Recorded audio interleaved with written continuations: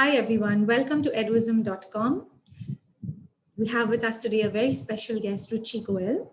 She is a mom mentor at Edwism and she joined us a year ago. She has been supporting parents of children with hearing impairment. Ruchi is a parent of a 17-year-old who has hearing impairment, who has been mainstreamed, and she has been using speech therapy intensively. She has been mentoring parents since 16 years through her blog called Impaired and Empowered.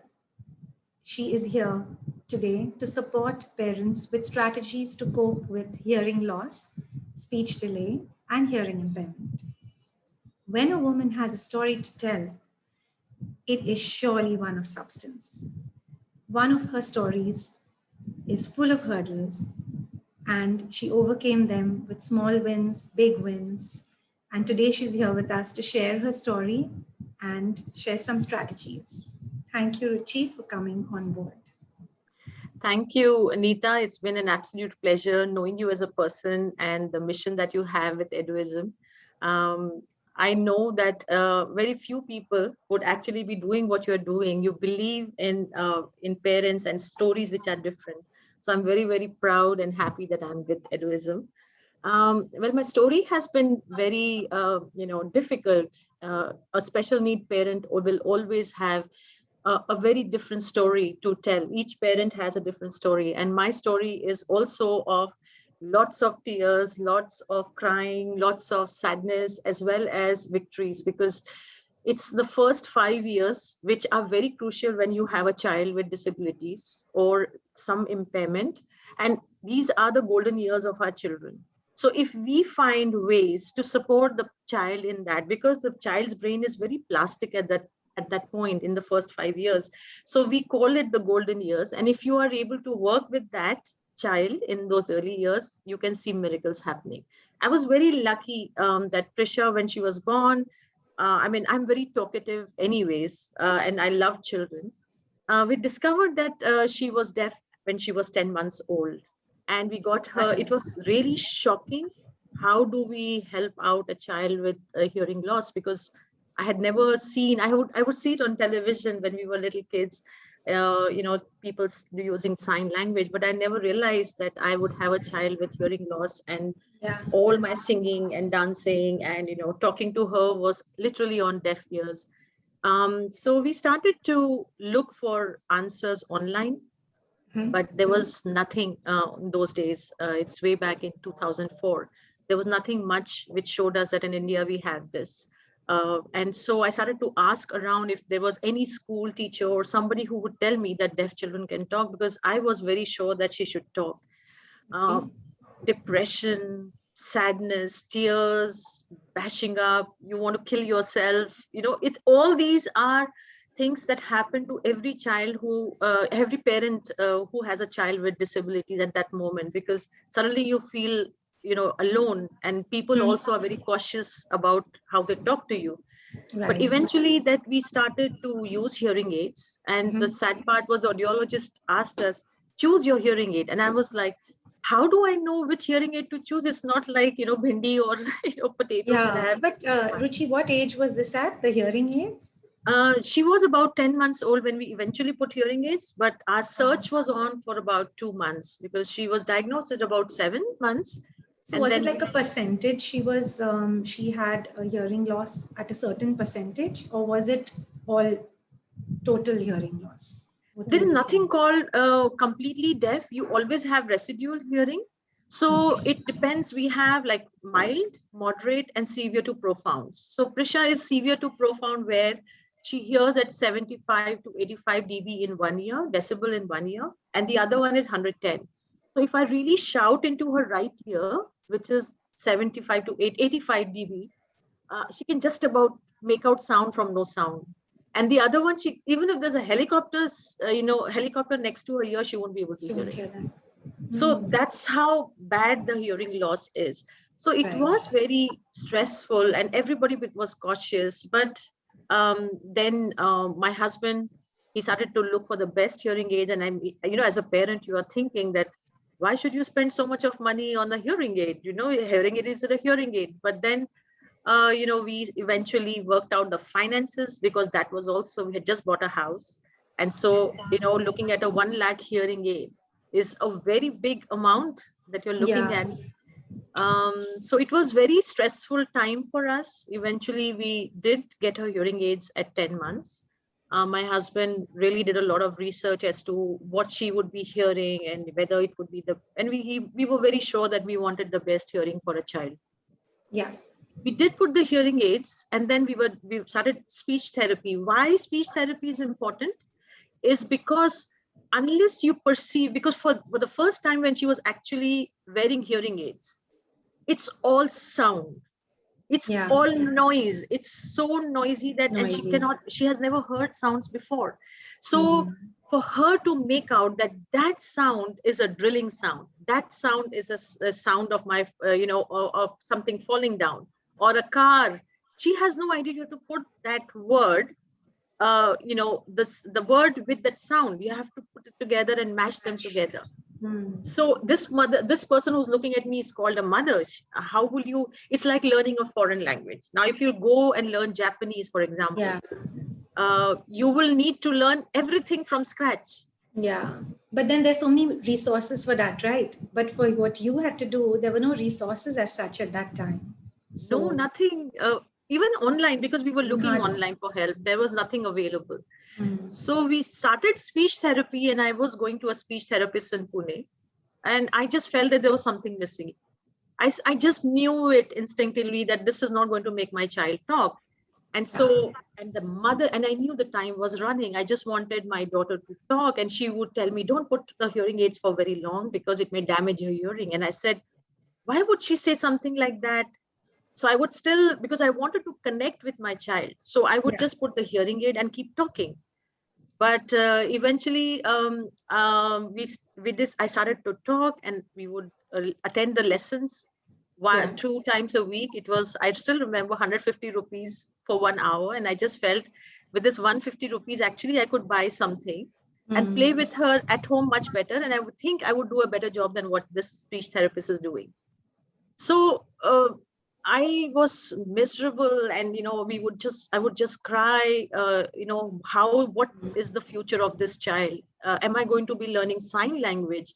But then sign language would mean that which sign language, and whether it's possible around me, and how many people on the streets use sign language. Yeah. So that was very stressful time for all of us. Right. And it was just a miracle. I still remember I was sitting in a temple one day, and I just sat down with both my children, and I cried, and I just said, God, show me a way, because I know this is not working. I need somebody to help me. And literally, if I could say, it was like in one of the Bollywood movies. Next morning, Alka ma'am called me up, and she said, How come did first. how did she get your number and stuff? Yes, one day we were at the audiologist's place. We had to go for some fitting of her mold. Precious, the hearing aid has a mold attached to it, which goes into the ear canal, and that helps her to, the sound to reach her ears. And we were just sitting there looking very depressed. And my husband and we would just look around. If there was somebody who was talking, we were constantly looking at people's ears. We were constantly looking at people talking, anybody who has a hearing loss. And this girl, there was this 17-year-old who was going on talking. And, she was literally like, shouting at her mother. And I just told my husband, look, she's talking and she's got hearing aids. Can you just go and ask her what happened? How did she manage it? And so my husband went to her, and this lady, the mother of this child, she said, come outside. We were very surprised. I kept sitting, and my husband went out, and she gave a number in his hand, and he said, call up this lady. She's the best. And if you can manage to do her speech therapy for 3 years, Wow. you will be done. Your daughter is sorted. But you have to handle her for 3 years. It's very difficult. So my husband said, what is difficult? What could be difficult? But for us at that moment, we weren't thinking. So we did call her up. She asked, she did talk to us, found out what was wrong. And then she said, okay, I'll arrange a class. So that's how we had her number.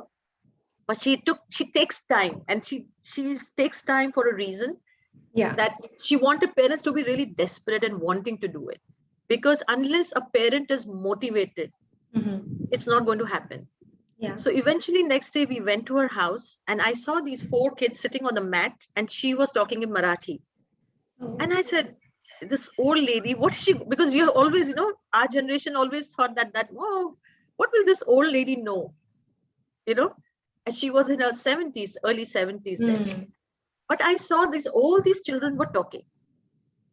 And she just asked me to sit with my baby on the lap and just keep listening. And I was intrigued because I said, all these children were like, singing away, talking, and they were having so much fun. Yeah. I said, if there is one person in this world, it is this lady who will make my child talk. Because when I asked her, can I talk to these children's parents? She was very open about it. My previous therapist, I kept asking her, okay, this child has a cochlear implant.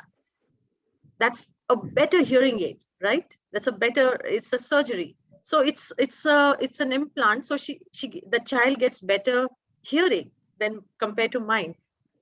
Give me the number. I want to talk to the parent. She would never give it to me.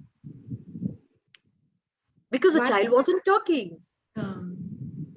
And so if I contacted the parent probably would tell me that, no, this implant is not working. Yeah, it became commercial.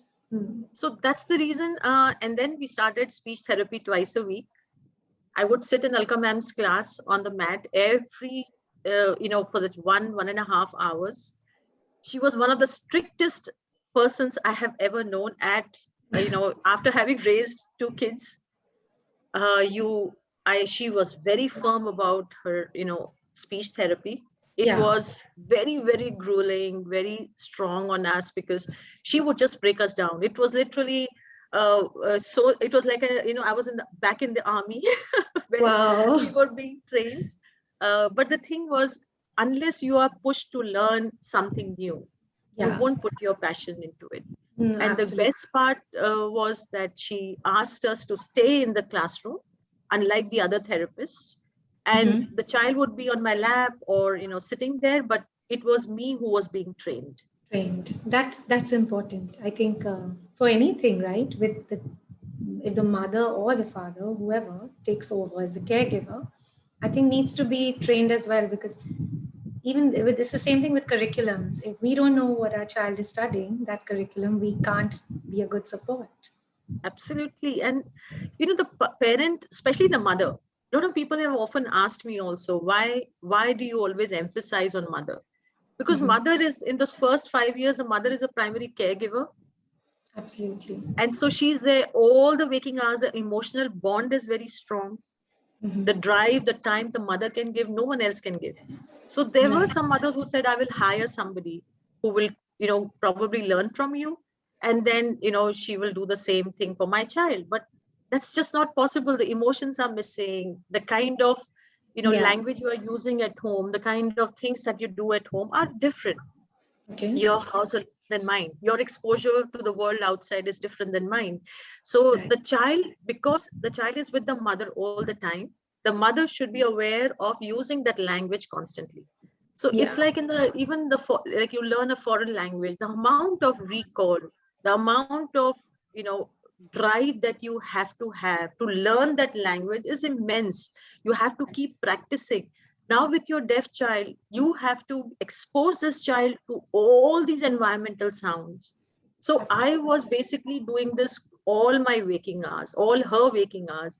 She would be sitting on the kitchen platform, listening to this little tuck, tuck sound of the mustard popping, or we would go to the shopping and she would be putting things in the bag and I would be telling her how to do it.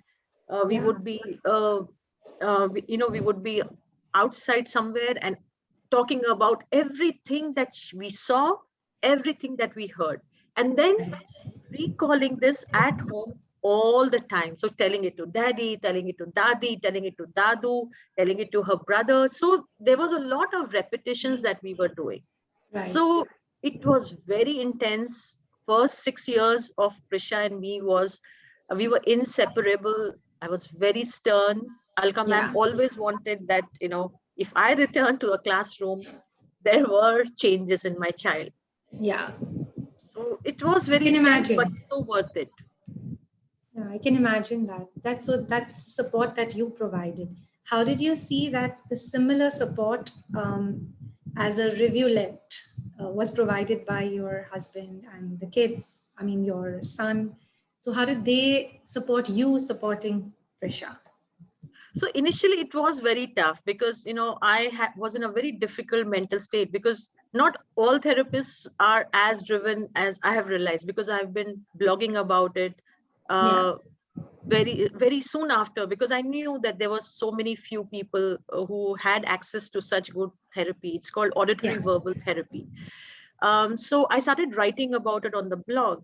So each time I would, practice it at home with my family. Sometimes they couldn't understand why I was in such a bad mood, because Alka ma'am would push me so hard, and then I would be in a state of mental distress, because I'm trying to get my daughter to listen to something, and then I have to train my whole family to the same way, and they couldn't understand why would I be insisting on a certain way, because they are not there in the classroom. They don't know what it is all about. yeah, So what I would do is, after each lesson, I would come back home, put my daughter to sleep, and then make those notes, so that I can read them and reinforce in my brain. And then yeah, I would use this with my children, with my son and my husband, and also tell my friends. And if I had any social life, I would tell everybody that this is how you have to be asking my child. You have to slow yeah, down, let her listen if you're asking her a question, please wait, because most of the time people don't even wait to listen to the child, or they give a question and then they don't even wait for an answer, they just ask the next question. yeah. I'm sure.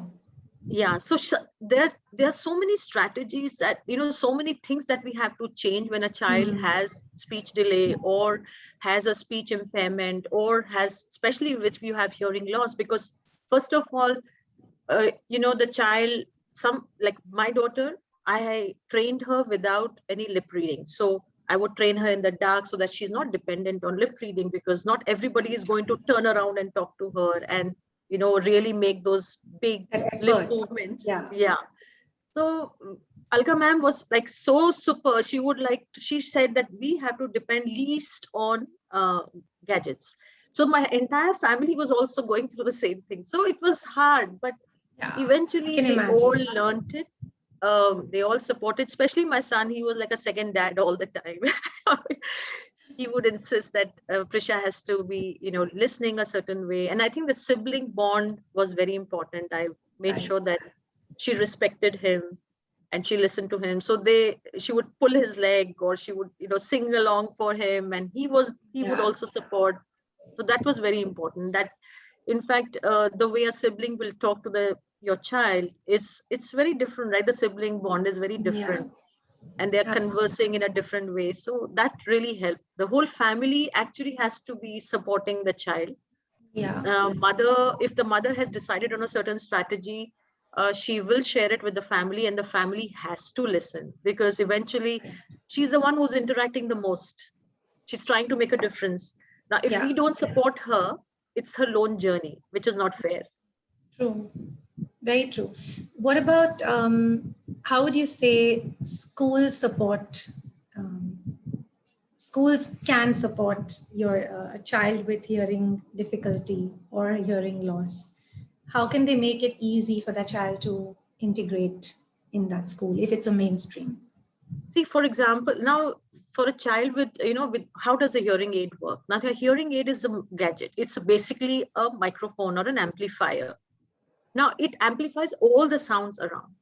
Yeah. Now, in the classroom situation, if everybody is talking loudly, so can you imagine how loud it must be for the child to listen? So first, Hmm. and in that, if the teacher is trying to talk, or somebody from the next bench is trying to talk, Yeah. they won't be able to understand anything. So there has to be a lot of, when somebody's giving instructions in a classroom, there has to be a quiet environment, Yeah. one person talking at a time. Plus, if not all, like my daughter can, because it's brain training, where like these first 5 years we are really training the brain to under. Ear is just a passage, the Mm. brain is being trained to hear, because that's where the sound perception and comprehension is happening. So in that whole environment, the child is trying to listen. Now, some children are dependent on lip reading. Mhm. So the teacher also has to be turning towards the child. Now, Yeah. this hearing aid also has like a 1.5 meter radius. Mm. From behind, they wouldn't be able to, some of Wow. them can't hear. So the teacher has to be facing the child. The classroom has to be quiet. One person has to be talking, which can be challenging because children are children. They don't understand it. Mm. Awareness is one thing. Each time I moved her to a classroom, I did really try. Not all teachers were open to it. I really tried to have an awareness talk where the children understand this. Supposing they're on a field, the child won't be able to hear as much because the hearing aid cannot catch Oh, yeah, that. cannot go beyond that area. And in an open area, it hears differently. So the loudest pitch is picked up much more. So it spreads out. So it does the sound spread out. So it won't be as sharp for the child. Yeah. So sometimes these Honestly, it's children such a really miss out. challenge. It'll be Yes. such a challenge for her because if she's in the playground and there's a car noise outside, or the car is honking and there are 10 cars going, she's going to hear that with the hearing Yes. aid. My So gosh. it was, and the children also, they will just say something and run away. And she said, Mama, I didn't hear anything, Mama. What did she say? And so I missed out on the playing. So the children would isolate. They won't play with her. So all these things have to be made aware. The children have to be made aware. They should have a buddy system. So you don't have like one person. This is what I have, been very vocal about, that weekly you have one buddy. So that every child who buddies up with a child who has a disability or a hearing loss understands how difficult it is for this child. And then there's only not always one child who's responsible for this. Everybody gets to empathize and sympathize and learn the difficulties of having disability. I think this is a very good way of inclusion for these children and to build up empathy in a community. So I'm very, very, very vocal about it. And this is the reason when I started my blog, and then I moved to Facebook, where I'm very active. I make these small video clips also to connect better, telling them exactly why it is so important that when you have a child with disabilities, because now my whole thing it's not only about hearing impairment. Now I'm also talking for the last few years on disabilities and inclusion for these children. That's what brought us together. So yes, that all. And I think my biggest the best thing was last few years I've been talking very, very openly about it. And in Indonesia, I had got a lot of a very positive response, because in Asia you have more challenges compared to the Western why is world. that? What do you think is the gap, and where would we need to fill that? Yeah, I'm sure there's a lot, but yes. See, that the thing is, the problem is like with the hearing aids also. Now they are getting developed in the Western world. Now, by the time they send out, the latest models come down to Asia, but then the programming, the technical support that is required to program them needs a lot of training, right? Okay. And then these people who are learn these programming are poached by other companies. So there are always, it's very, very complicated situation, because in the West there are certain ethics, certain, not that they are perfectly fine also there, but you have to be very, very lucky to find an audiologist who is so driven to support you. So I was looking for a hearing aid in Indonesia, for example. They were charging me so much of money, almost double, because he was, it was not, everything was not very clean the way he was providing. Plus they didn't have the enough technical support. Now in Germany, I got this audiologist who's sitting down and programming even to 1 decibel. So if she says I have vibrations there, he will sit down and do it. But in India or Asia, they are not able to do that, which is very, very sad, because it needs a lot of expertise and you have to be staying there with that company for very long. So somewhere the companies are not able to hold these people. So it's about money, like, wherever they get more money, they would move. But every hearing aid is very different. And then in the West, you get the latest hearing aid, which are slowly like passed down, like, in Asia, you won't get, it's they always pass on the ones which are fading out into the south, so towards Asia and things like that. So that also plays a vital part. I'm hoping things will change. Parents are more aware. Yeah. That the whole idea is parents have to be on top of it. They have to be questioning, for asking, because you're paying money, right? So you should be able to ask, but we are so afraid to ask them because like in my audiologist in Pune, when I asked her that why Prisha is not hearing, yesterday she was hearing, today you did something in a hearing aid, and she's yelled at me, though I was paying her. She yelled at me that, who's the audiologist? I said, because I had the, training from a very amazing mentor. He says, how do you know that she's not hearing? I said, the whole idea is she wears a hearing aid. Whatever she hears, she responds. She tells me exactly. Now, if she's not doing it, that means something is wrong with the hearing aid. So if I'm questioning you, what am I doing wrong? So we are afraid to ask because they can program incorrectly. And this is what has happened with me personally. She programmed it wrong so that my child doesn't hear, the child doesn't talk. And so I have to move to a cochlear implant. So this is another big, mess. Yeah. So that's bad. it's, the parents with children like that, they struggle on so many levels. And, I think as a community,